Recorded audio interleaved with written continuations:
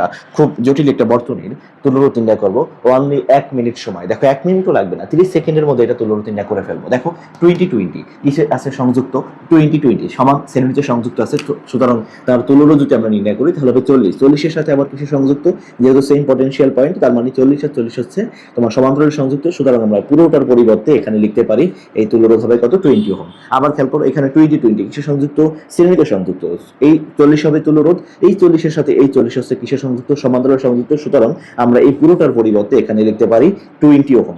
এই 20 আবার এই 20 কিসে সংযুক্ত, শ্রেণীতে সংযুক্ত, 40 এই 40 এর সাথে তার কিসে সংযুক্ত, সমান্তরালে, সুতরাং আমরা এই পুরোটার পরিবর্তে এখানে লিখতে পারি 20 ওহম।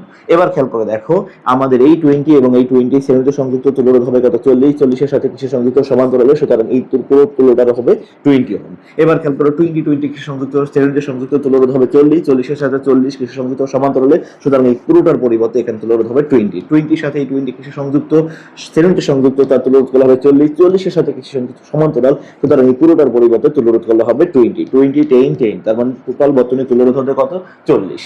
তো এই হচ্ছে দেখো আমি কত বড় একটা বর্তনীকে সহজে তুলরোধ নির্ণয় করে ফেললাম 40। আজকে পর্যন্তই, সবার সুস্থ কামনা করে শেষ করছি। তবে একটা কথা, তোমরা যদি এইভাবে কোন বর্তনী সলভ করতে চাও তাহলে অবশ্যই আমার অফলাইন ব্যাচে যোগাযোগ করো, এবং অনলাইনে যদি কেউ পড়তে আগ্রহী হও সেক্ষেত্রে আমি অনলাইনে স্টুডেন্ট পড়ানো শুরু করেছি, তো তোমরা সেক্ষেত্রে আমাকে হোয়াটসঅ্যাপ অথবা মেসেঞ্জারে যোগাযোগ করতে পারো।